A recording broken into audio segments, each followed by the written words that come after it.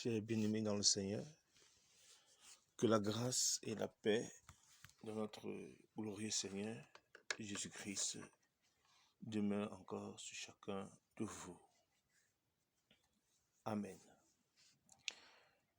Ce matin, nous voulons, par la grâce du Seigneur, parler encore d'un domaine très épineux au sein même de la foi dite chrétienne. Et ce domaine épineux, nous allons demander aux bien-aimés d'ouvrir l'écriture dans le livre de Exode 22 à partir du verset 5. Deutéronome, s'il vous plaît. Deutéronome 22, mes frères bien-aimés, à partir du verset 5.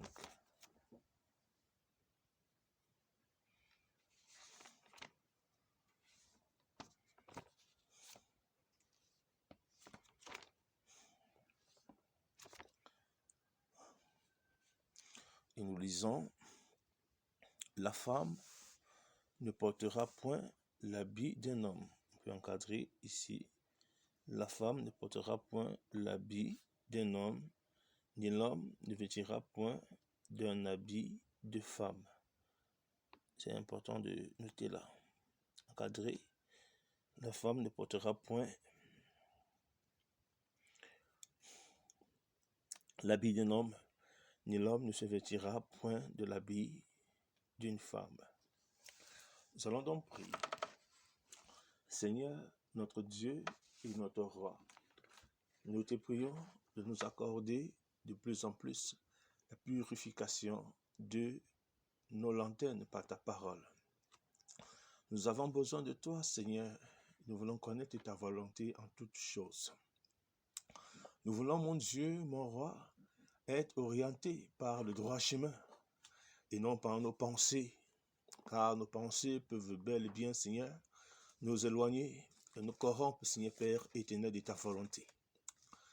Alors, Dieu de gloire, nous te prions de nous apporter de la lumière, que la clarté, Seigneur Père, paraisse dans nos consciences, dans notre esprit, afin que mon Dieu et mon Roi, nous puissions comprendre réellement ta pensée, ta volonté, Seigneur Père, derrière, ô Dieu de gloire, cette parole de vie. Honneur et gloire à toi, Père, dans le nom puissant de Yeshua, nous t'avons prié. Amen. Donc la Bible déclare que la femme ne portera point le vêtement de l'homme, ni l'homme le vêtement de femme. Celui qui fait ces choses est en abomination à Yahweh, ton Dieu. Encadrez bien le terme en abomination. Le mot abominable. Donc celui qui fait cela est en abomination à Yahweh, ton Dieu. Je vais relire le même thème dans les versions second 21, parce que je l'ai lu dans la version BJC là tout à l'heure.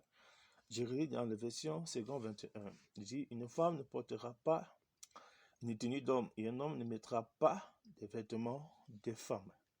Ici, on a des vêtements de femme. Là-bas, on avait le vêtement de femme. Car celui qui fait est en horreur à l'Éternel, ton Dieu. Dans le mot abomination a pour définition horreur. On comprend bien que être en abomination, c'est être en horreur à l'Éternel, son notre Dieu. Alléluia. Donc, nous allons commencer ce matin par parler, parce que en vérité, nous faisons face à beaucoup de choses aujourd'hui. Déjà, pour votre information, la définition du mot vêtement en grec, c'est katastole, qui signifie simplement vêtement, robe ou costume. Gloire à Dieu. Alléluia. Et parlant des vêtements, nous allons essayer de comprendre pourquoi le Seigneur met l'accent sur le vêtement de l'homme et aussi sur le vêtement de la femme. Et quand nous touchons la Bible, l'Écriture sainte, alléluia, nous avons des approches, certaines approches dans lesquelles aujourd'hui beaucoup de bien-aimés se sont appuyés pour dire s'il y a eu des tuniques femmes et des tuniques hommes, automatiquement, il peut y avoir des pantalons hommes, il peut y avoir des pantalons femmes. Et je voudrais dire ici que si nous pénétrons la pensée du Seigneur avec une expression charnelle, en fait, nous n'allons pas la comprendre parce que l'écriture que nous avons entre nos mains, elle est esprit, elle est vie. Et l'esprit, et l'écriture est esprit et vie, pardon. C'est pour dire que nous devons pénétrer la vie de l'écriture. Parce qu'en pénétrant la vie de l'écriture, nous entrons dans la définition parfaite de ce que l'écriture est en train de nous éclairer. Alléluia. Et pour la lanterne de plusieurs, je voudrais vous dire ici que le monde ne parlera que de pantalons. Pantalons femmes. Ça déjà, c'est une information à partir du 19e siècle. À partir du 19e siècle. Donc, jusqu'au 19e siècle de notre ère, alléluia, les femmes ne portaient pas des vêtements d'hommes. Et même beaucoup d'hommes ne portaient pas des pantalons, pardon, excusez-moi de l'expression, jusqu'au 19e siècle de notre ère. Et c'est aussi vrai que le pantalon a commencé chez les hommes sous la forme de culottes. Il faut qu'on note ça. Et dans l'aristocratie du Moyen-Âge, c'était des vêtements qui appartenaient à des hommes de haute classe. Donc le pantalon a été une révolution aussi, afin de bannir les différences sociales qu'il y avait au sein de la vie, amen, de la vie commune entre les hommes, parce que le port du pantalon a donné, en fait, a banni ces différences sociales-là. Donc, il n'y avait plus de... Quand on portait le pantalon, c'était difficile de reconnaître que cet homme est dans une classe noble ou pas. Bon, c'est vrai que la classe noble a toujours été dépeinte d'un certain vêtement. Alléluia. Mais il est important de comprendre que la révolution du vêtement qu'on appelle le pantalon, vous devez comprendre que la société l'a adopté occidental moyenne du 19e ou 17e, 18e, 19e siècle. C'était un vêtement essentiellement réservé aux hommes. Vous allez comprendre pourquoi lorsque nous allons avancer. Mais avant toute chose, j'ai pris de nous donner la grâce de pénétrer la pensée du Seigneur par rapport au terme vêtement. J'ai dit que le mot vêtement en grec c'est katastore, qui signifie simplement vêtement, robe ou costume. Prenez avec moi le livre de Exode 28. Exode 28 au verset 3. Parce que le Seigneur, beaucoup de gens disent aujourd'hui, il y a des robes hommes, il y a des robes femmes. Moi, je ne suis pas en train de dire non sur certaines choses. Amen. Il dit, tu porteras à tous les hommes sages,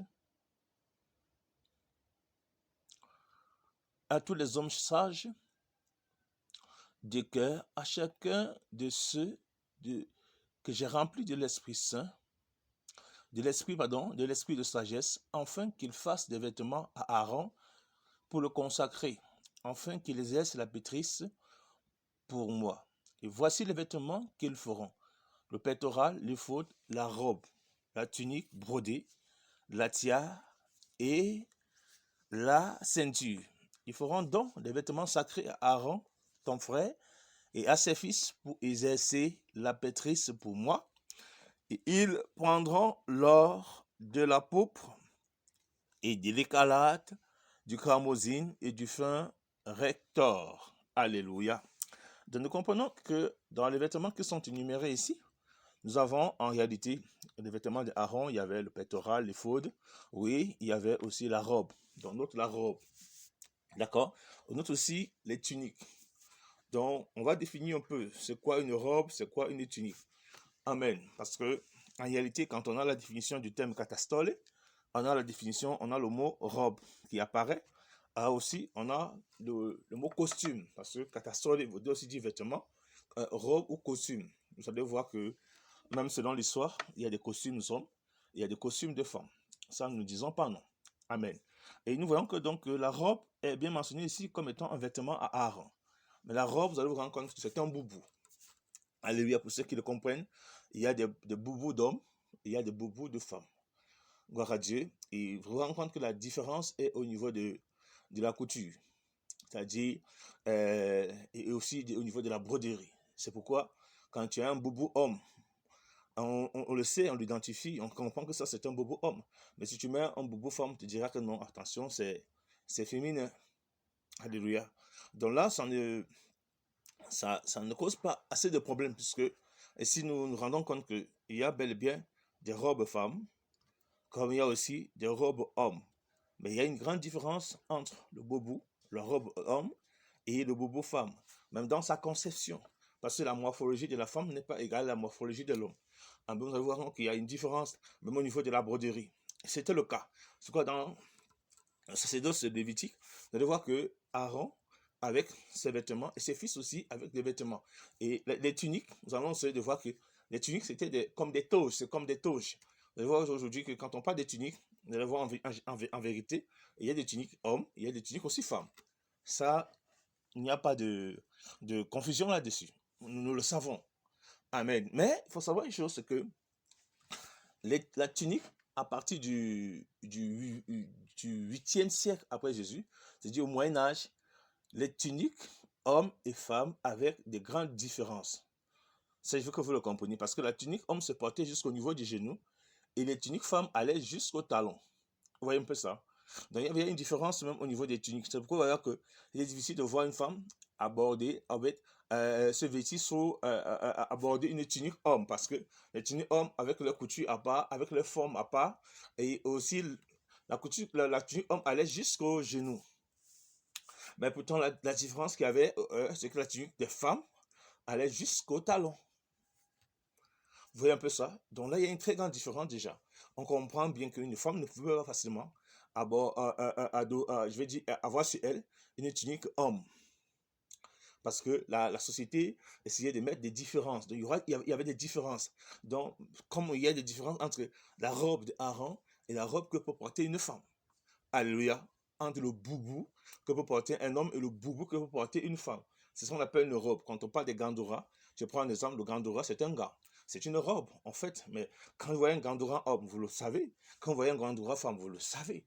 Mais il y a bel et bien des différences. Alléluia. Prenons la parole du Père dans le livre de Genèse 3. Parce que, en vérité, tout ce que je voudrais que nous comprenions d'abord, c'est que le Saint-Esprit va nous éclairer le Saint-Esprit va nous éclairer. Le Saint-Esprit nous donnera vraiment la lumière là-dessus. Pourquoi? Parce que nous vivons des moments où on a besoin d'être éclairé par l'autorité du Saint-Esprit. De savoir pourquoi, lorsque il est mention de tous ces vêtements que nous voyons, on va voir on va parler de la robe, on va parler de la tunique, mais on ne parlera pas de deux vêtements, on ne parlera pas ni de la jupe, on ne parlera pas du pantalon. Et nous allons essayer de développer un peu, de soutenir, notre pensée là, en fait, de soutenir notre développement là-dessus ce matin. C'est-à-dire, nous allons essayer de voir pourquoi ces vêtements que nous appelons ici le pantalon et la jupe ne sont pas mentionnés, mais pourtant, bel et bien, ce sont des vêtements qui appartiennent soit à une classe homme, soit à une classe femme. Amen, nous allons essayer de voir pourquoi ce n'est pas parlé là, c'est pourquoi ce n'est pas mentionné ici. Et on comprend que la pensée du Seigneur n'est pas quelque chose qu'on doit seulement pénétrer avec du jus. Parce que le Saint-Esprit a une pensée. Amen. Lorsqu'on parle des lois morales, comme nous parlons de Deutéronome 22, c'est une loi morale. C'est une loi à caractère de sainteté, à caractère de pureté. Et mais le Seigneur dit que ceux qui vont donc porter le vêtement, amen, femme, ou le vêtement, l'homme qui portera le vêtement femme, la femme qui portera homme, est en abomination. Nous allons essayer de comprendre pourquoi on parle du vêtement d'homme. Mais déjà, nous voyons que la robe ici peut être utilisée par la femme, elle peut être portée par l'homme. Mais on voit, comprenons qu'il y a des différences entre la robe homme et la robe femme. Ça, c'est déjà des premières remarques que nous avons. Maintenant, allons un peu dans la tunique. C'est important. En prenant Genèse 3, 21. Genèse 3, 21. Yahweh, Dieu fit à Adam et à sa femme des tuniques de peau et il les revêtit des tuniques de peau. Amen. Et je vous ai dit que la tunique est définie comme étant une toge. C'est-à-dire, quand vous regardez la tenue de la tunique des sacrificateurs, des fils d'Aaron, ça allait il dit, au-delà du genou. Donc, ça allait passer jusqu'au talon. Amen. Mais c'était des hommes là-bas. Voilà la tunique. Et les tuniques là, c'était le vêtement à lequel ils devaient servir à la temps d'assignation. Amen. C'était le vêtement sacerdotal pour eux. Et nous comprenons que ici, quand Dieu maintenant, lui, il habille, quand il revêt Adam et Ève, après qu'ils ont été déchus, amen, il les revêt avec cette tunique faite de peau de peau, amen, de peau d'animal, amen. On se pose la question ici, quelle était la, la, la, la construction même de la tunique?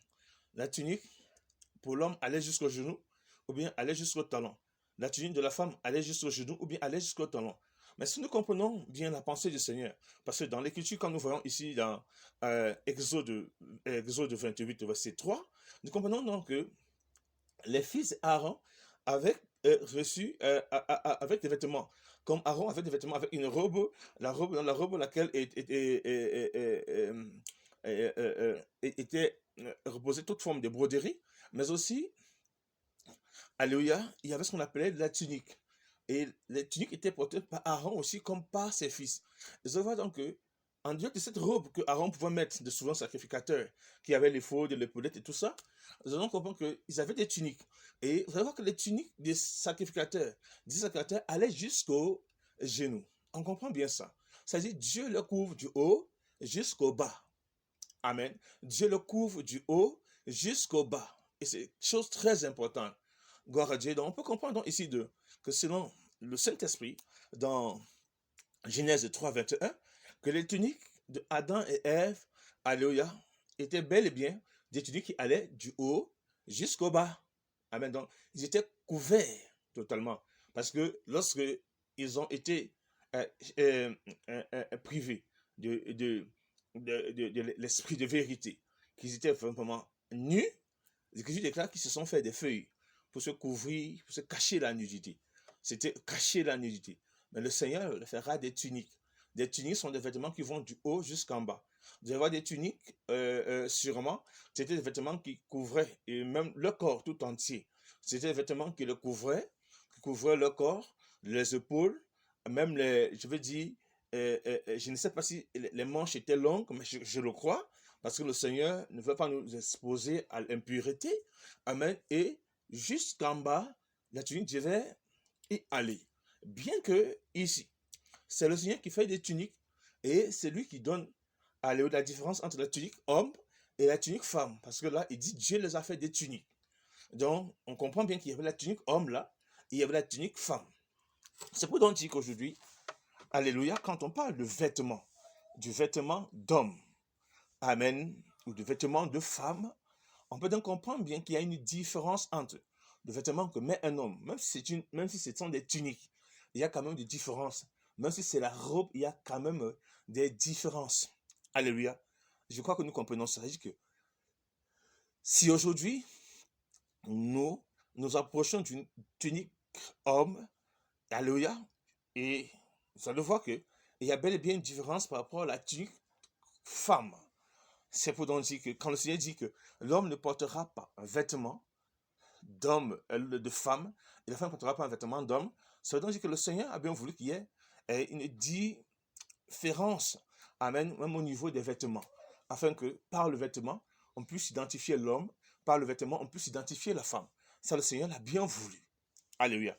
Mais je vous ai dit ici que lorsque nous lisons Béréchis, lorsque nous lisons Exode, alléluia, nous comprenons que quand nous prenons même Ézéchiel 16 au verset 18, Ézéchiel 16 au verset 18, Ézéchiel 16, pardon, au verset 8, Ézéchiel 16 au verset 8,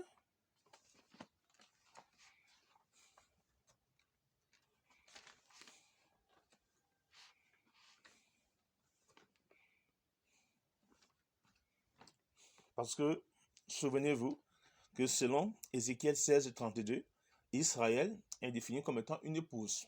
D'accord? Voilà. Et quand on prend Ézéchiel 16 au verset 8, qu'est-ce que nous comprenons et qu'est-ce que nous remarquons? Ézéchiel 16 au verset 8. Que le Saint-Esprit nous aide, c'est très important. Au verset 8, l'Écriture déclare: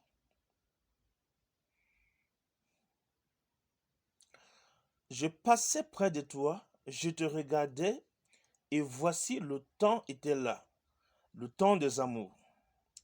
J'étendis sur toi le pan de ma robe. J'étendis sur toi le pan de ma robe. C'est-à-dire, il dit, j'étendis sur toi le pan de ma robe.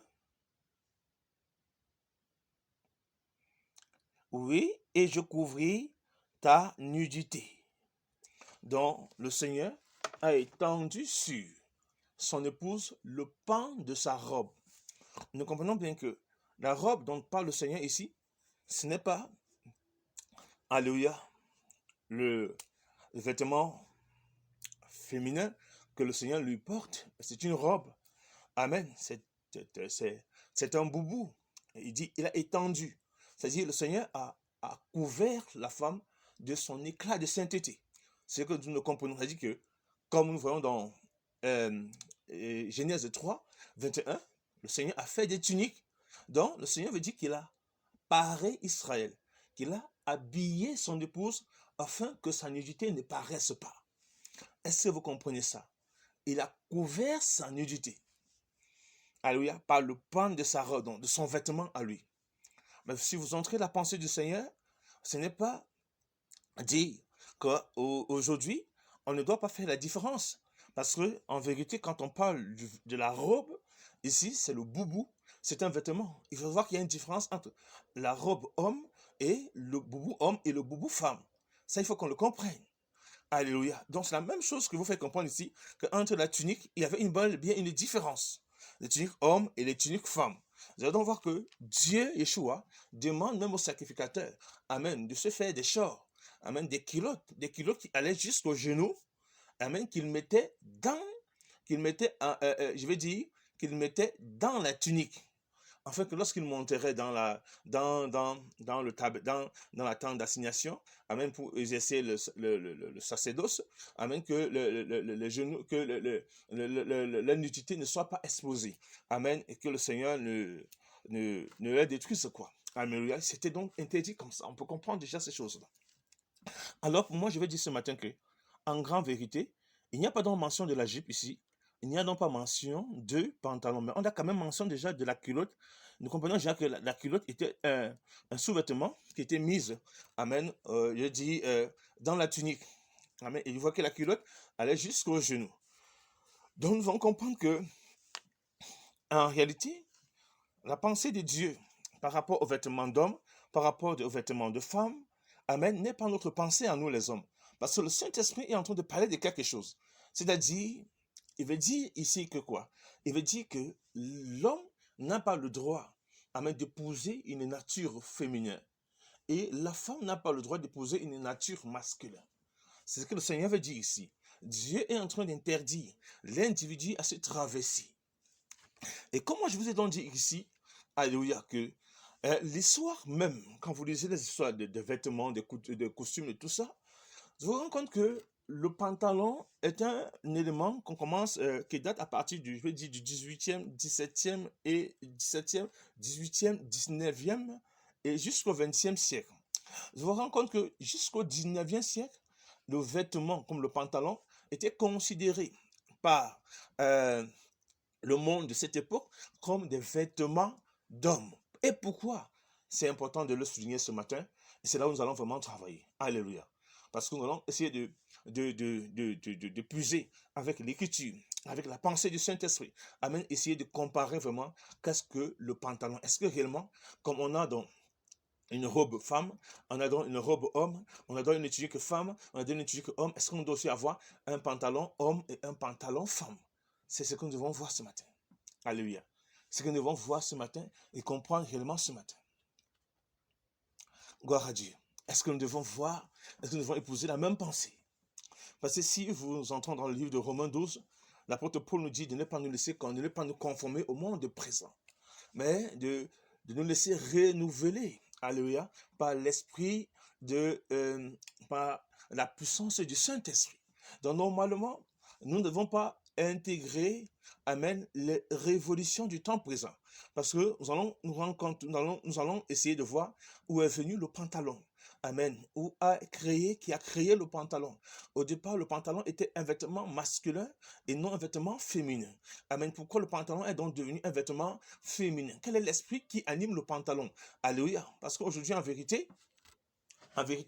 si vous me dites qu'il y a des pantalons femmes et des pantalons hommes, comme il y a aussi des tuniques femmes et des tuniques hommes, si vous êtes en train de nous dire simplement que en vérité, vous entrez dans les lois de ce monde qui dit que il y a égalité des sexes entre l'homme et la femme. C'est-à-dire, en vérité, vous entrez dans cette pensée où il nous faut épouser ces lois-là. Et pourtant, elles sont contraires à la volonté du Seigneur. Si vous nous dites ça, c'est une réalité que automatiquement, à partir d'aujourd'hui, on ne doit donc plus faire la différence entre la tunique homme et la tunique femme. Donc, si ce soit une tunique femme, l'homme peut le porter, que ce soit une tunique homme, la femme peut la porter. Donc, nous ne faisons plus de différence. C'est-à-dire que nous sommes entrés dans un monde de confusion. Dans un monde de confusion où il n'y a plus de différence. C'est-à-dire qu'on peut plus différencier l'homme et la femme. Et vous êtes d'accord avec moi que nous entrons dans la pensée de ce siècle et l'instruction de ce siècle qui est en train déjà de préparer nos enfants à accepter que la fille peut être l'homme et l'homme peut être fille. Amen. Donc, il faut que nous comprenions ça. C'est-à-dire, avant de poser quelque chose, essayez de comprendre la pensée qu'il y a derrière cette chose-là. Amen. Et nous, en tant que chrétiens, qu'est-ce que l'Écriture nous fait comprendre? De ne pas épouser la pensée de ce siècle. Parce que la pensée de ce siècle, cette révolution que nous voyons aujourd'hui, du port du pantalon, amen, vient de quelque part. Ça vient de quelque part et ça entre à quelque part. Amen. Je veux dire aujourd'hui que si nous parlons aujourd'hui de l'émancipation de la femme, c'est-à-dire quand on parle d'émancipation, c'est se détacher de l'autorité dont on est réellement soumis. C'est-à-dire la société aujourd'hui est détruite parce que en réalité l'ennemi a fait que la femme quitte sa position. Amen. Beaucoup de femmes rebelles à l'esprit corrompu ont voulu s'identifier à des hommes. Et c'est de là où nous allons comprendre donc l'histoire du pantalon, parce que le pantalon est un vêtement révolutionnaire. On ne vous dira nulle part que les femmes ont porté des tuniques hommes pour mettre en place la révolution. On vous dira qu'elles ont porté du pantalon. Pourquoi le pantalon? Parce que quand on parle de tunique, c'est un boubou, c'est comme une robe. En fait, quand une femme met une tunique, si elle met une tunique homme, mais c'est quand on se rapproche qu'on peut dire, oh ma soeur, cette tunique est une tunique homme. Vous voyez un peu, mais à distance, ça n'a pas de problème. Vous voyez ça, mais quand vous mettez le pantalon aujourd'hui, le pantalon, même si on se rapproche, c'est un peu difficile de différencier le pantalon homme, pantalon femme, parce que, regardez, le pantalon est fait d'une fermeture. L'homme, naturellement, pisse debout. La femme doit toujours se courber. Mais il y a une fermeture. Est-ce que la femme peut, écoutez, est-ce que la femme peut se mettre à l'aise comme l'homme? C'est-à-dire, si elle veut faire pipi, n'est-ce pas qu'elle doit dérouler totalement son pantalon et se courber? Et vous voyez que là, toute la nudité de la femme est dehors. Ça, c'est une réalité. Mais l'homme, quand il veut pisser, il baisse que sa fermeture, c'est-à-dire sa nudité ne paraît pas. Ça, c'est une vérité. Il baisse que sa fermeture, il sort son appareil de son reproducteur, il se met à pisser. C'est-à-dire, rien n'est pareil. C'est-à-dire, son fessier, tout ça est caché. Mais pourtant, quand une sœur veut faire pipi, qu'est-ce qu'elle fait? Elle descend le pantalon. Et quand elle descend le pantalon, qu'est-ce que nous voyons? Un des choses, vous allez comprendre que le pantalon est un vêtement à caractère révolutionnaire. Le pantalon est un vêtement chez la femme impudique. Parce que le pantalon chez la femme n'est pas pudique. C'est-à-dire, ça retrace les formes du corps de la femme. Ça définit les formes du corps de la femme. Vous voyez un peu ça? Et lorsque une femme porte le pantalon, automatiquement, elle est un instrument de séduction. Parce que tous ceux qui la voient vont la convoiter des yeux. Parce que quand on va la voir, on verra son fessier. Est-ce que vous comprenez ça? Donc le pantalon est un vêtement révolutionnaire. Le pantalon est un vêtement d'émancipation. Le pantalon est un est un vêtement d'impudicité et d'immoralité. Alléluia, pour la femme. Donc on peut déjà comprendre qu'en réalité, quand le Seigneur dit que l'homme ne portera pas, parce que vous allez comprendre que le pantalon même était un vêtement de travestissement. C'est-à-dire qu'il fallait que, amen, il fallait une ordonnance. Je vais vous lire les lois de Paris de 1800. Il fallait des ordonnances pour une femme qui voulait porter le pantalon. Et ces ordonnances ont signé une lettre de travestissement dont la femme se travestissait. C'est-à-dire qu'elle épousait maintenant la nature et le comportement. Qu'est-ce que la Bible nous dit? Nous allons essayer de voir qu'est-ce que le Seigneur nous dit sur les travestis. Alléluia. Et c'est important de comprendre ça. Parce que quand on se met à vouloir justifier qu'il y avait la tunique homme, il y avait la tunique femme, il y avait ceci, il y avait ceci, on va se perdre. Parce qu'il faut pénétrer la pensée, amen, de l'époque pour comprendre pourquoi le pantalon était donc un danger. Pourquoi donc quand Dieu dit l'homme ne portera pas le vêtement de femme, ni la femme ne portera le vêtement d'homme, celui qui en fait en abomination, on doit comprendre que le Seigneur-Esprit est en train de parler de quelque chose, amen, même de lointain, qu'on ne voyait pas encore. Parce que les chrétiens du premier siècle n'ont pas vécu ce que nous vivons aujourd'hui. Ces femmes dans les assemblées se paraient en tunique, même en robe. Je prends un peu le cas avec ce que faisait Tabitha. Prenons un peu un Acte des Apôtres, Acte des Apôtres, Acte des Apôtres 9. C'est très important, mes chers bien à la fois. L'Église est de plus en plus impudique aujourd'hui. C'est-à-dire, les esprits de rébellion des femmes sont entrés dans l'Église avec le port du pantalon que vous voyez là. Je vous dis en vérité. Je vous dis en vérité, ça n'a rien à voir. Donc, allez se justifier, non. Il y avait la robe des hommes, il y avait la robe des femmes. Non, il faut aussi avoir Vraiment, pasteur, est-ce que vous avez pénétré la pensée de l'époque pour vraiment comprendre le danger qu'il y a derrière? Est-ce que vous ne voyez pas que c'est impudique? Vous savez, dans toutes les assemblées aujourd'hui, il y a de l'impudicité. Je vous dis en vérité, le Saint-Esprit, quand on parle de Deutéronome 29, c'est une loi morale. C'est une loi morale, c'est une loi à caractère de sainteté. C'est-à-dire, en vous violer ces lois, c'est être en abomination à l'Éternel. C'est-à-dire, jusqu'au livre de Apocalypse 21, 7, on parlera là-bas des abominables. Et vous voyez que l'expression abominable n'est pas une expression qu'on doit prendre à la légèreté. On doit s'asseoir et mieux examiner pour la comprendre. Prenons Actes des Apôtres 9. Actes des Apôtres 9.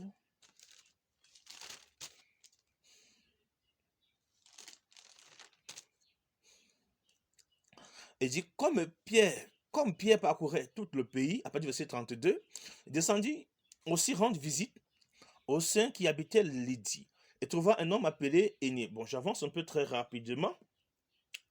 Et dit au verset 36, il y avait à Jaffa, parmi les disciples, une femme appelée Tabitha, ce qui signifie gazelle. Elle faisait beaucoup de bien et donnait son argent aux autres. Elle tomba malade à cette époque et mourut. Après l'avoir lavée et déposée dans une chambre à l'étage, or Lydie est près de Jaffa, les disciples avaient appris que Pierre s'y trouvait et il envoyait donc ces deux hommes vers lui pour lui supplier de venir jusque chez eux sans tarder. Pierre se leva et partit avec eux. À son arrivée, on le conduisit dans la chambre. À l'étage, toutes les veuves l'entouraient en pleurant, en lui montrant toutes les robes et les manteaux, dont les robes et les tuniques, écoutez bien, et les tuniques que faisait Tabitha quand elle était avec elle. Vous allez voir que Tabitha passait son temps à coudre des robes et des tuniques. Dans le cas d'habiller les veuves, dans le cas d'habiller les orphelins, dans le cas aussi d'habiller des frères et des sœurs qui étaient dans l'assemblée. Donc nous comprenons bien que en ce moment-là, on ne parlait pas de pantalon. On ne parlait pas de pantalon, mais on parlait simplement de robes et des tuniques. Et on comprenons bien que les tuniques étaient des vêtements attachés à des hommes. Parce qu'en vérité, quand nous parlons du boubou, du second sacrificateur, c'était à l'exception. C'était à l'exception. Parce que même aujourd'hui, est-ce qu'il est facile à un homme de porter forcément un boubou pour se balader? On dit qu'il fait chaud, vraiment il y a de la chaleur, c'est encombrant. Mais quand on parle d'une tunique, la tunique, vous allez voir que la tunique, elle est légère. Amen, elle ne pèse pas beaucoup. Est-ce que vous voyez ça? Elle ne pèse pas trop. Donc Tabitha avait Tabitha passait son temps à faire des robes. Mais les robes, c'était pour qui alors? C'était pour qui les robes là? Ce n'étaient pas des robes hommes, mais en vérité, c'était des robes parce qu'il y avait des veuves, parce qu'il y avait des orphelines, et des tuniques parce qu'il y avait des orphelins, et il y a aussi des frères dans l'assemblée. Donc, elle faisait des tuniques et elle faisait aussi des robes. Si vous avez compris que cette pensée-là, à l'époque là, il n'y avait pas tellement de telles décisions que nous voyons aujourd'hui. C'est pourquoi Paul Campo dit que la femme vêtue de manière décente, la décence voudrait dire que, amen, Paul s'adresse ici à quoi? À qui? Paul s'adresse ici aux femmes dans les nations qui avaient accepté l'évangile. Parce que dans certaines nations, il faut comprendre que, en dehors que la tunique pouvait être un vêtement, je vais dire, un vêtement noble, ou alors que l'homme pouvait avoir sur lui, et même la femme, parce que je dis que au Moyen-Âge, les tuniques, hommes allaient jusqu'au genou, les tuniques, les femmes allaient jusqu'au talon, mais aussi, il y avait des robes qui étaient cousues simplement pour des spectacles. Pour des spectacles. Oui, un peu ça. Et c'est pourquoi on se rend compte que dans le monde gréco-romain, dans le monde romain, dans le monde gréco que nous voyons à l'époque, amen, les mentalités étaient tellement corrompues. C'est pourquoi Paul va donc dire qu'il est mieux que. Puis Paul va les enseigner en disant que les femmes doivent se vêtir de manière décente. C'est pour dire que même s'il y avait des robes ou des tuniques femmes là-bas, ces tuniques normalement allaient aller jusqu'au talon en réalité. Ça veut dire que le vêtement n'allait pas être un vêtement qui présente le corps, qui dessine le corps, qui calque le corps. Mais en réalité, quand vous regardez le pantalon n'est pas un vêtement décent. Et le pantalon a une idée révolutionnaire, c'est ce qu'il faut faire comprendre. Parce que toute femme attachée au pantalon est une femme rebelle à la nature, à la volonté de Dieu. C'est-à-dire, Dieu a voulu que l'homme soit le chef de la femme. Et aujourd'hui, le pantalon, la révolution féminine, que vous allez voir avec pour emblème le pantalon, alléluia, vous allez comprendre qu'elle vise à l'égalité des sexes. Donc, ça veut dire que cette révolution veut aussi mettre fin à cette loi-là. Dans 1 Corinthiens 11, l'Écriture dit que l'homme est le chef de la femme, comme Christ est le chef de l'Église. Donc, l'émancipation qui est derrière ce pantalon, la révolution qui est derrière ce pantalon, alléluia, est un instrument que Satan a utilisé dans le monde pour corrompre et faire sortir la genre féminine de la volonté du Créateur. Pour corrompre et faire sortir la genre féminine de la volonté du Créateur. C'est pourquoi nous ne devons pas épouser les pensées en tant qu'Église, les pensées des femmes révolutionnaires, les pensées de cette époque-là. Pourquoi c'est à cette époque-là, 19e, 20e siècle, que de tels mouvements ont accéléré? Pourquoi? Et regardez aujourd'hui avec le cas de la famille. Amen. Quand on parle de revendication de droits, amen, moi je ne sais pas, de droit à quoi? D'autres parleront de droit au vote. C'est-à-dire que le pantalon était même un instrument politique. Bon, moi, je ne veux pas beaucoup entrer, parce qu'en tant que citoyen, une femme peut voter, oui, il n'y a pas de problème. Bon, moi, je n'y entre pas là beaucoup là, mais je veux dire simplement que, quand vous regardez les profondeurs, ce n'est pas seulement au niveau du vote, mais c'est au niveau même, amen, de s'inclure de plus en plus dans les affaires sociales. C'est-à-dire dans les affaires sociales, quand je parle des affaires sociales, c'est-à-dire dans même les domaines de responsabilité et de gouvernance, c'est-à-dire là où l'homme exerçait, là où l'homme avait l'autorité d'exercer parce qu'il était homme. La femme aussi va le faire désormais. Et vous allez vous rendre compte que quand on parle de l'Assemblée du Parlement français, parce que les révolutions sont parties d'une époque à une époque, à partir du 1700 quelque part là-bas, et jusqu'au 19e, 20e siècle là-bas. Il y a eu des grandes révolutions. Toutes ces révolutions ont mis en place beaucoup de choses que nous adoptons aujourd'hui. Oui, beaucoup de choses que nous adoptons aujourd'hui. Je prends un exemple, c'est quoi?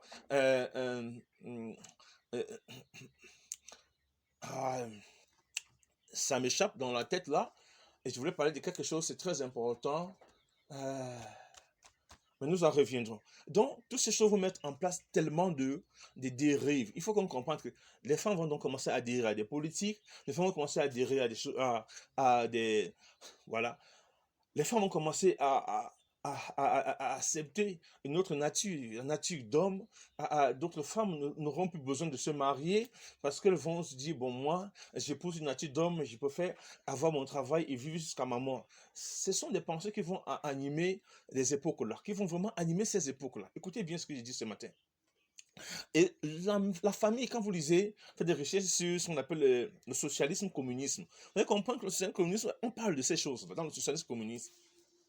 Je vous dis, dans le socialisme communiste, on parle de ces choses. C'est pourquoi vous allez voir que derrière la révolution de la femme, Satan vise un but, c'est de déstabiliser, détruire la famille. Détruire la famille. Parce que souvenez-vous, quand vous lisez tout la Torah, la Tanakh, je vais dire même tout le Kodesh, Amen, biblique, vous allez comprendre que dans l'Israël, les femmes n'allaient pas en guerre. Les femmes ne faisaient pas l'armée. Parce que l'armée était réservée pour les hommes. Parce que quand l'homme allait en guerre, la femme prenait soin de la maison et des enfants. Aujourd'hui, si une soeur est mariée, l'homme est militaire, la femme est militaire, les deux vont en guerre, qui va donc prendre soin des enfants? Qui prendra donc soin de la maison?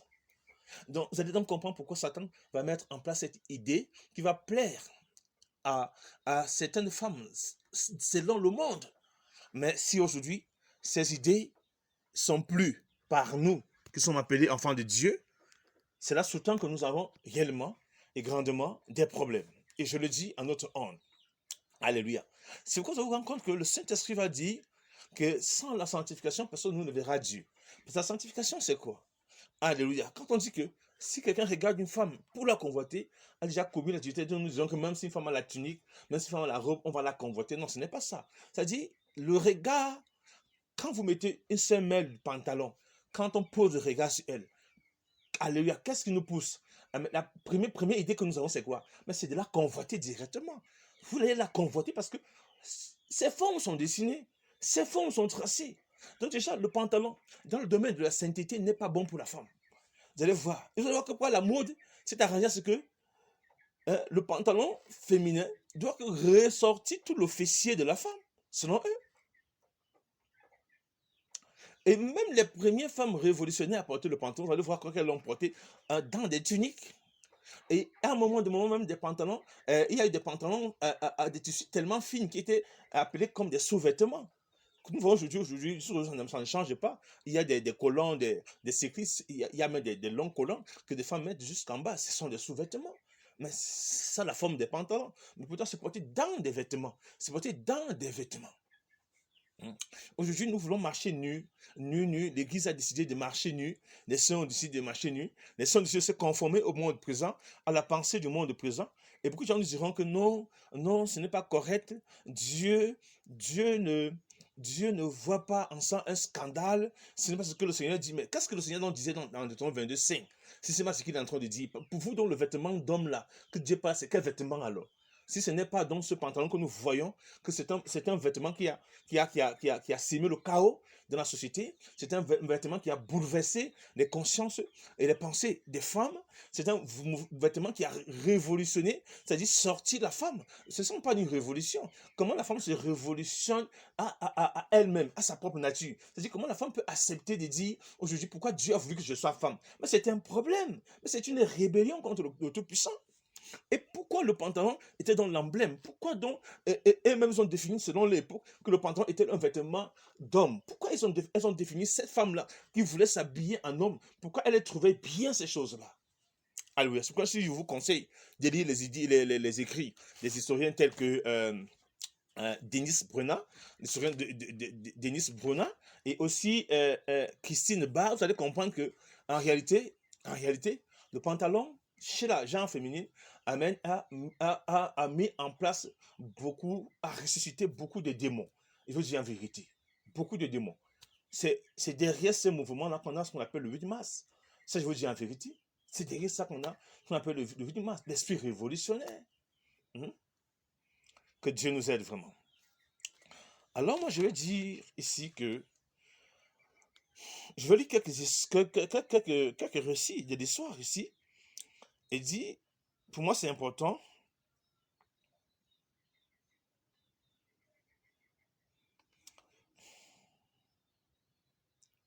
à Paris, l'interdiction du port du pantalon pour les femmes datait de novembre, donc du 7 novembre 1800, donc à Paris.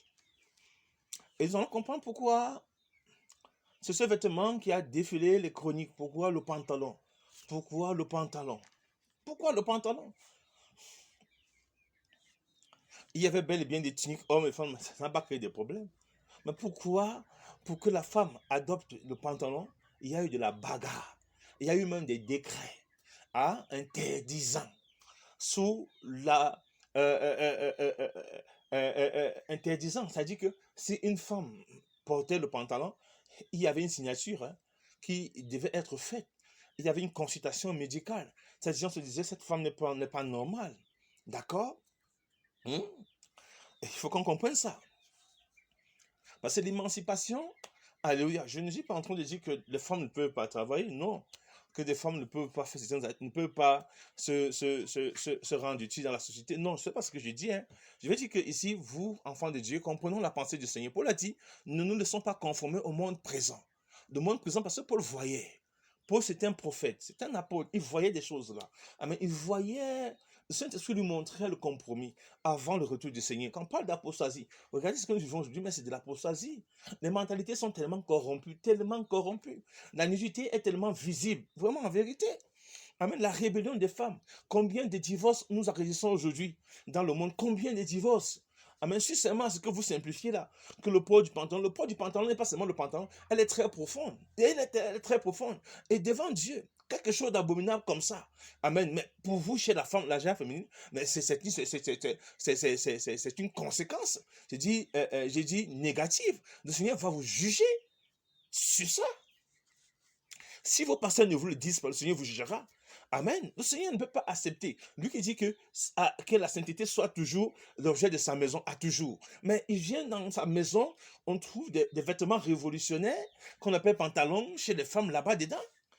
On trouve des vêtements qui ont mis en place les idées d'émancipation, c'est-à-dire qu'elles sont même à la base de la destruction de la société et même du plan que Dieu a établi pour la société et dans la société pour l'homme. Est-ce qu'on peut accepter ça? Est-ce que le Seigneur, lui, va accepter de voir son épouse se conformer au monde? Son épouse a accepté cette tendance mondaine et corrompue. Est-ce que le Seigneur, lui, va accepter ça? On doit vraiment réfléchir, petit. Et j'ai dit, et c'est repenti.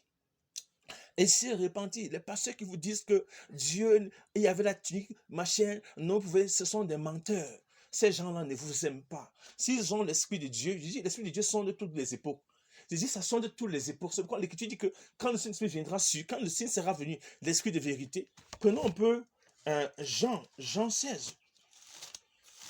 Moi, je n'arrive pas à comprendre qu'est-ce qu'on nous enseigne aujourd'hui dans nos assemblées là.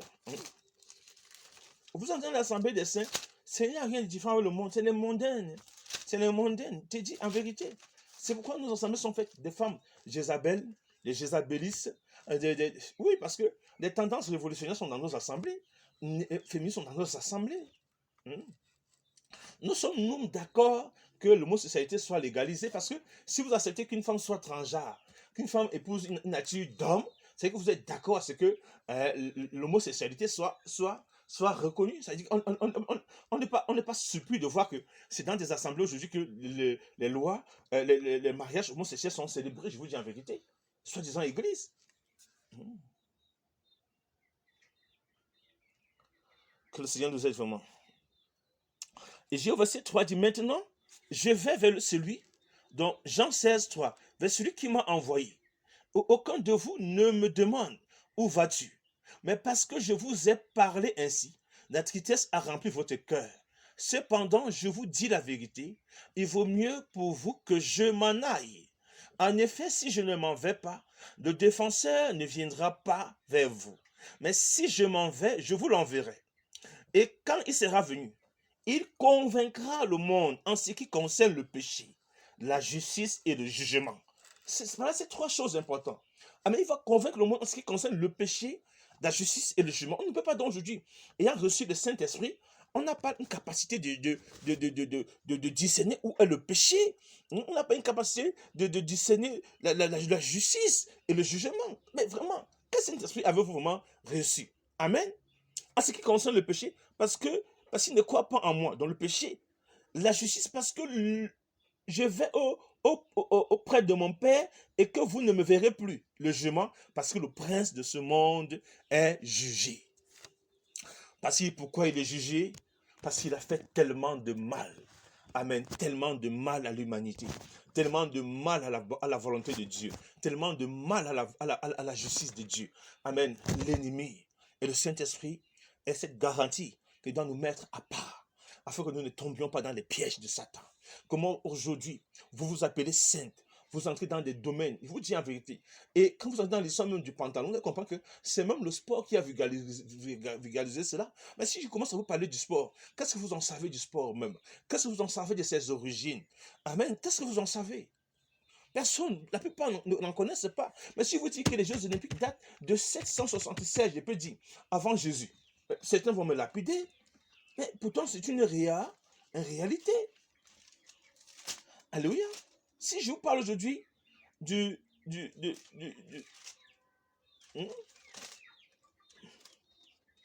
beaucoup vont me lapider, que mais ce frère-là, voilà 776. Si je vous parle aujourd'hui des hellénistes, du monde et des juifs et hellénisés, vous allez me dire, mais qu'est-ce qu'on est en train de parler? Pourtant, la Bible nous parle bien des hellénistes. Amen. Dans Actes des Apôtres, on voit bien, dans ces apôtres aussi, il y avait des hellénistes, des juifs qui venaient de la diaspora. Qu'est-ce qui se passe? Pourquoi on les appelait des hellénistes? Qu'est-ce qui se passe? Toutes ces natures qui sont adaptées. Amen. Ces cultures, la culture païenne, mais c'était en abomination à Dieu. C'est important de comprendre ça. Donc, on n'est pas là pour dire, quand vous épousez le caractère de sainteté du Seigneur, vous sortez dans de tels vêtements. Vous sortez parce que quand vous comprenez même d'où est venu le vêtement, comment le vêtement a été mis en place, mais vous sortez. À Paris, l'interdiction du port du pantalon pour les femmes datant de novembre 1800, par une ordonnance du préfet de police pour se travestir et sortir de l'habit admis de son genre, comme le rappelle l'historienne Christine Barr. C'est clair, on comprend bien que même à Paris, c'est-à-dire la préfecture, je vais dire, la préfecture de Paris des années 1800, cette loi a été abrogée en 2013, vous ne savez pas ça, c'était interdit là-bas. Et pour eux, c'était clair que la femme, en adoptant le vêtement d'homme, le pantalon, pour eux, ils ont compris que c'est ça le vêtement d'homme, le pantalon. Comme vous, l'église, vous ne comprenez pas. Mais le monde a quand même compris. Amen. Se mettait à s'opposait à la nature des femmes qu'elle avait. Amen. Donc, quand je relis dire ici que en Paris, l'interdiction du port du pantalon pour les femmes datant de novembre 1800 par une ordonnance du préfet de police pour se travestir et sortir de l'habit admis de son genre, comme le rappelle l'historienne Christine Barr, c'est même une femme. Donc il y avait les vêtements qu'on comprenait que c'était que pour les femmes. Et on savait que le pantalon n'était que pour les femmes. Et la loi de Paris disait que c'était une loi où, pour qu'une femme puisse adopter le vêtement d'homme, le pantalon, à l'époque, il fallait signer une lettre de travestissement. Ça veut dire que la femme avait changé de nature. La femme avait seulement changé de nature. Pourquoi c'est difficile à vous, Église, de comprendre ça aujourd'hui? Pourquoi voulez-vous raisonner là où il ne faut même pas raisonner? Et vous voulez maintenant donner à Dieu vos pensées. Vos pensées. C'est malheureux de voir et d'entendre de telles choses que le serviteur de Dieu appuie. Appuie de tels dires, de telles pensées. Parce qu'il n'y a pas une différence entre l'Église et le monde. Je vous dis en vérité.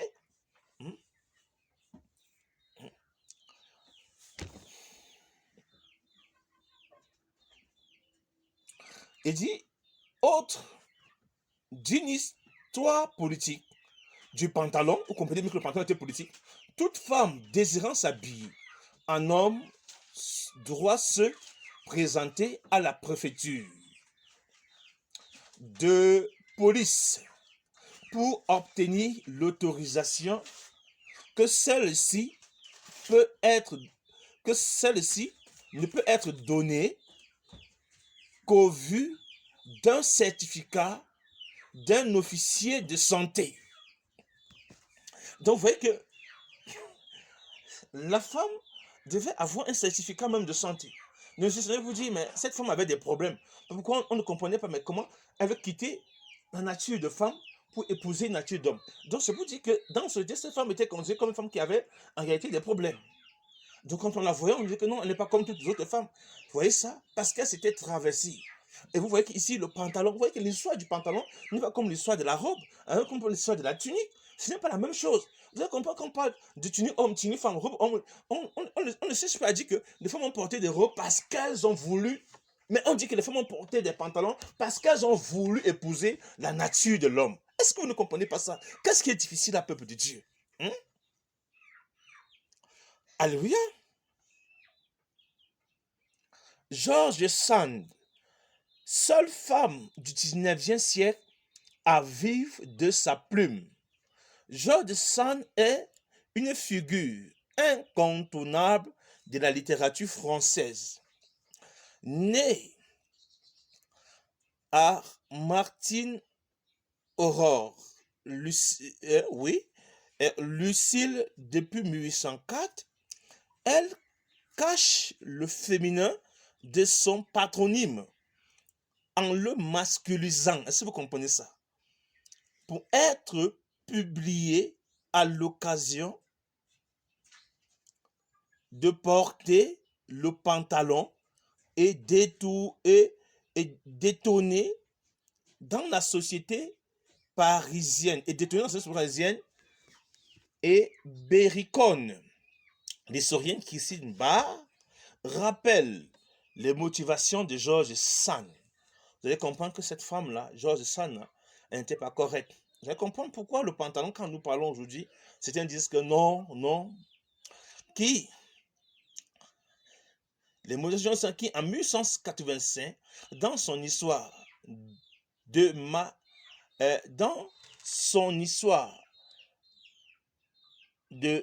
Ma expliquait les raisons du port du pantalon. Les raisons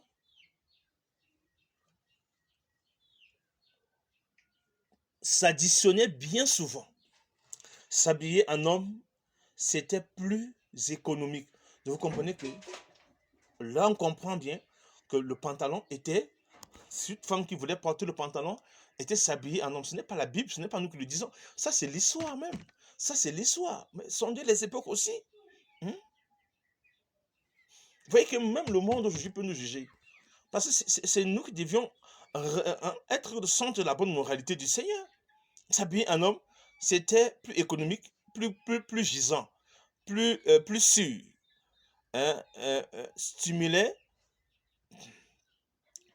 stimulant pour une écrivaine qui s'approchait ainsi du monde des hommes, du monde des hommes. C'est très important. Voilà, et nous avançons. Il s'était affiché aussi une liberté délivrée, un message sur l'image de soi et le refus de la condition faite aux femmes. C'est-à-dire, cette condition faite aux femmes, c'est simplement dire que la femme doit être soumise à l'homme. C'est clair. Vous voyez que c'est dangereux, ça. Amen. Et si je vous parle de George Sand, ça nous prendra beaucoup de temps. Ce fut l'une des femmes corrompues de cette époque-là. Alléluia. Ce fut l'une des femmes révolutionnaires. C'est l'une des premières femmes à vivre avec sa plume. C'est-à-dire qu'elle, vous comprenez qu'elle n'était même pas mariée. Elle n'a jamais désiré se marier avec la nature qu'elle avait déjà en elle. Vous voyez que le pantalon, quand on portait le pantalon, je vous ai dit qu'on certifiait seulement qu'elle était une travestie. C'est simple. Qu'est-ce qu'on veut encore raisonner aujourd'hui? Combien de femmes aujourd'hui sont célibataires et meurent simplement à cause de ça parce que ces idées-là vous habitent, vous animent. Des femmes, vous êtes tellement révolutionnaires. Combien de couples, tellement dans le Seigneur, là, n'ont pas de paix parce que beaucoup de sœurs ont posé ces pensées-là. Et jusqu'aujourd'hui, même, elles sont dans le corps, dans l'église, ça ne donne pas dans les foyers. Pourquoi? Parce qu'il y a cette idée en vous, cette pensée en vous. L'esprit du pantalon ne vous a jamais quitté. En vérité, ça ne vous a jamais quitté. C'est pourquoi lorsque nous parlons du pantalon aujourd'hui, on parle d'abord d'une délivrance spirituelle. Avant maintenant de voir comment quitter le vêtement, parce que le vêtement à lui-même là, c'est un problème, un très grand problème. Vous n'allez pas me dire aujourd'hui que les États-Unis ne seront pas jugés c'est vraiment pas Dieu, le fait qu'ils ont légalisé l'homosexualité. Barack Obama ne sera pas jugé seulement par Dieu, parce que le fait qu'il a légalisé l'homosexualité. Non, il sera jugé. Vous n'allez pas me dire que toutes ces femmes qui ont mis en place ces mouvements-ci, ces concepts-ci, amènent de révolution, de changer la place de la femme dans l'ordre de Dieu. Pourquoi elles ne seront pas jugées? elles ne sont pas jugées et vous voulez participer à leur péché. Quelle image voulez-vous avoir? L'image de qui? En vérité, voulez-vous ressembler à George Sand? Hmm? Voulez-vous ressembler à Lady Gaga? Parce que ce sont des patronymes du port du pantalon. À qui voulez-vous ressembler en vérité?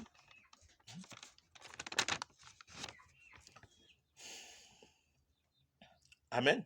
Il dit, je veux m'arrêter là, il dit, l'historien Denis Brunner renvoie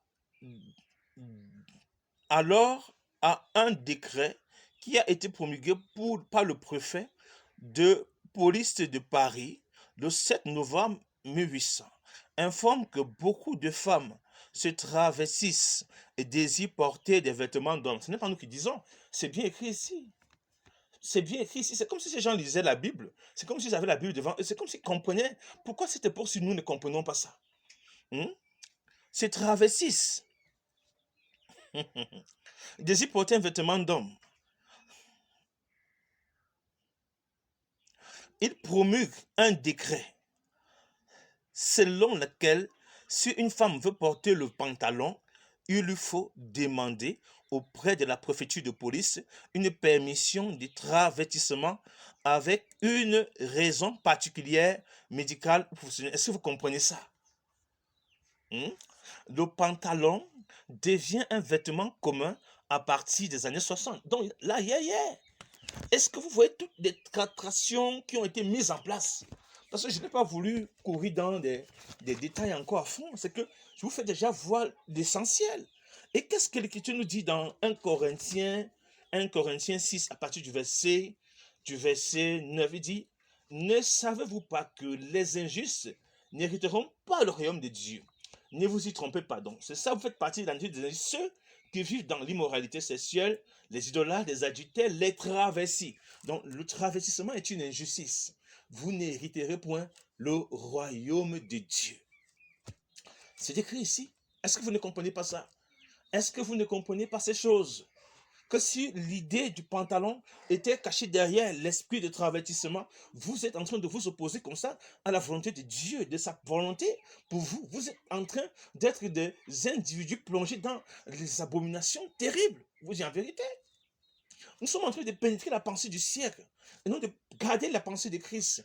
Mais Paul a dit, ne vous conformez pas au monde présent. Ne vous laissez pas conformer par les mentalités, la mode, tout ça, c'est Satan qui est derrière. Est-ce que vous ne comprenez pas ça? Jusqu'à quand allez-vous demeurer dans le raisonnement? Jusqu'à quand allez-vous demeurer dans le raisonnement? Jusqu'à quand allez-vous demeurer dans le raisonnement? Peuple de Dieu. Alléluia. 1 Thessaloniciens.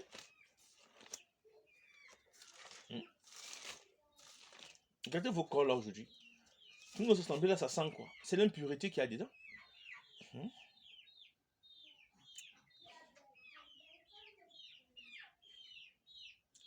Au verset 3, ce que Dieu veut, c'est votre sanctification, position sainteté. Ce que vous vous abstenez d'immoralité sexuelle. Ce que chacun de vous sache garder son corps dans la consécration et la dignité sans se livrer à la passion du désir, comme les membres des autres peuples qui ne connaissent pas Dieu. Ce qui ne connaissent pas Dieu, c'est que Dieu veut. Dieu veut, sache garder notre corps dans la sanctification et la dignité. Vous pensez que porter le pantalon chez une femme, il y a vraiment la dignité derrière? Il y a la sanctification. Un, il n'y a pas de sanctification. Un, de deux, il n'y a pas de dignité. Il n'y a pas de dignité. En faisant ça, vous vous déclarez rebelle à Dieu lui-même. Pensez que le Seigneur ne va pas punir tous ceux qui ont mis en place ces concepts de révolution des consciences et des pensées là, que le Seigneur ne va pas les juger très durement. Voulez-vous ressembler à qui? À Cléra Sacra? Ou bien voulez-vous ressembler à Sarah dans la Bible? Amen. Voulez-vous ressembler? Prenez un peu le modèle de sainte femme dans l'Écriture. À qui voulez-vous réellement ressembler? À qui voulez-vous réellement ressembler? Bien-aimés, c'est l'heure de sortir du coma spirituel. Et c'est l'heure de nous repentir. Amen. D'après Apocalypse 21, verset 7, il dit, aucun abominable n'entrera dans le royaume. Ça, c'est le standard. Amen. C'est écrit là-bas. Les abominables, Dieu connaît ce qu'on appelle l'abomination. Si vous ne voulez pas, c'est votre problème. Je prends un exemple. Un homme Jésus qui porte, moi, vous allez voir un homme sortir avec la jupe, mais c'est scandaleux. Mais il y a des coutumes autour de nous, là, que nous voyons des hommes porter des jupes. Mais ça, c'est en abomination au Seigneur. Amen. Et vice-versa. Hmm? Pourquoi nous voulons changer l'usage naturel à ce qui est contre nature? Pourquoi? Hmm? Donc, par ce petit message, nous appelons à la repentance toutes les assemblées qui prennent pour une doctrine corrompue, disant Dieu c'est le cœur, laissez la femme avec les... Non, pasteur, repentez-vous. Prophète, repentez-vous. Apôtre, repentez-vous. Sœur, repentez-vous. Ça, c'est la vérité. Repentez-vous. Le Saint-Esprit peut être en vous et vous rendre rebelle à sa volonté. Vous qui avez adopté les pensées de ce siècle. Le pantalon, c'est la pensée féminine, c'est la pensée de ce siècle. Même chez les femmes, c'est la pensée corrompue de ce siècle qui est une révolution féminine. Vous êtes tous que des rebelles aux yeux du Seigneur. Ce sont des assemblées de rebelles, des assemblées de prostituées. C'est là où Jézabel se meuvent dans ses profondeurs. Alléluia. Quel Saint-Esprit avez-vous vraiment reçu? Est-ce que le Saint-Esprit-là ne vous régénère pas? Le Saint-Esprit ne vous transforme pas? Le Saint-Esprit ne vous aide pas à voir, contrairement au monde? Vous êtes identique au monde. Vous voyez, une sœur mondaine n'est pas différente d'une sœur qui est dans la foi. Mais ça, c'est des problèmes. Alléluia. Alors, nous appelons à la repentance. Tous ces assemblées corrompues, tous ces sœurs à vous repentir. Que le Seigneur Yeshua vous fortifie. Que sa grâce soit sur vous. Si vous vous entêtez, l'enfer vous aidera. Shalom.